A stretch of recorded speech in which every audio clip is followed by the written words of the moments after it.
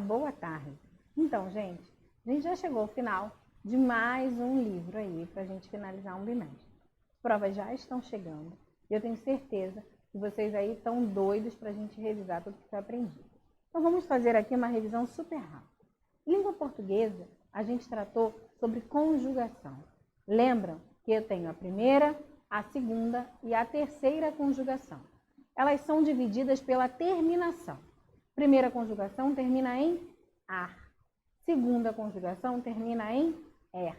E terceira conjugação termina em ir. Então, se eu der na prova um exemplo, pedindo para que vocês me digam qual é a conjugação, dependendo da palavra, vocês vão sempre observar o final dessa palavra, para me dizer se é primeira, segunda ou terceira conjugação. Passando para isso, a gente aprendeu a flexionar, né? A dar ao verbo, colocar o número e pessoa. A gente já aprendeu que a gente tem eu, tu, ele, singular. Nós, vós, eles, no plural. E a gente tem um verbo, e a gente conjuga esse verbo. Então, por exemplo, se eu conjugar o verbo falar de primeira conjugação, eu vou lá e coloco eu falo, tu falas, ele fala, nós falamos, vós falais e eles falam. Essa é a conjugação do verbo. Se eu der a vocês na prova um pedido e perguntar, por exemplo, bebo está em que pessoa? Primeira pessoa do singular, primeira pessoa do plural. Vocês vão ter que saber, vão ter que conjugar para poder determinar qual é a pessoa que o bebo está.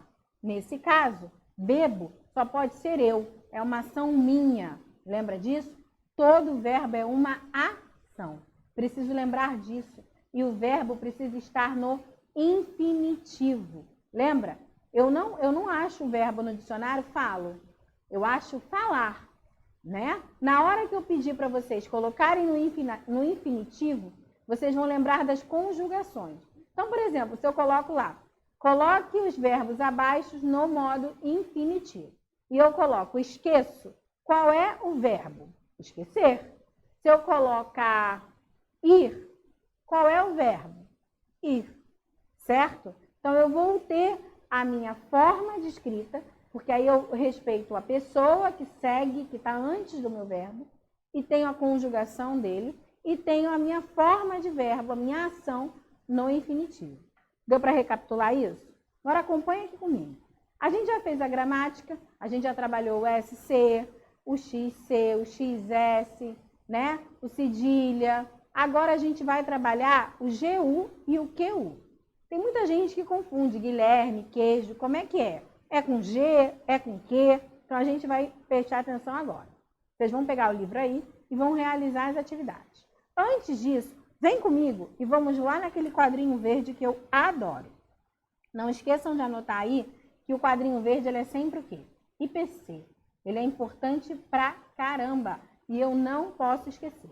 Então, vamos lá. Quando a letra U, né, dos grupos do G ou do Q são seguidos de E ou I, pode ou não ser pronunciado. Como assim? Se eu tenho, por exemplo, queijo, né? O Q, o E, ele é pronunciado, né? Mas eu tenho, por exemplo, também Guilherme. O I, ele é pronunciado. Mas ele não necessariamente vai ser pronunciado sempre, né? Então, vamos lá. O exemplo que o U não é pronunciado. Quando eu falo aquela. Ó, aquela. Eu não falei aquela. Eu já saio do que para o é.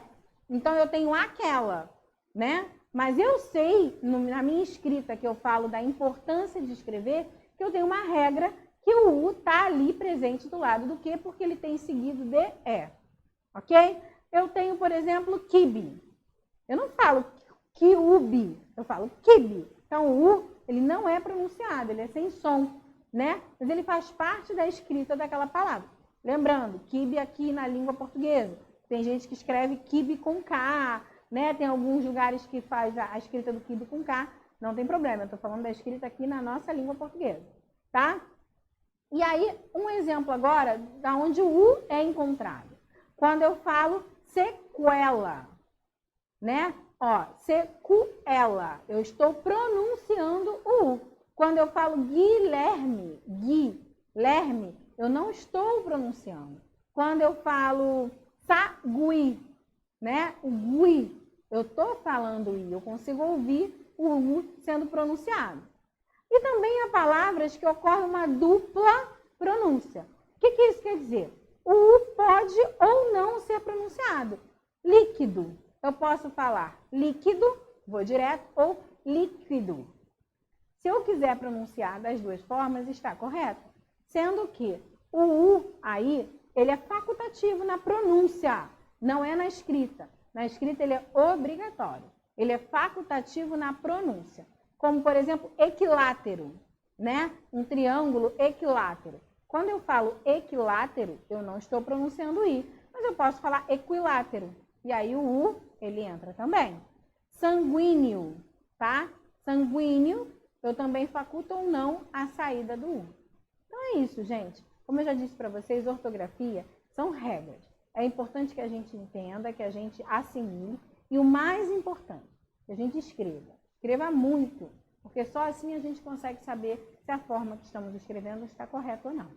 Então é isso. Realizem as atividades. A gente volta na aula online para fazer mais. Um beijo e até!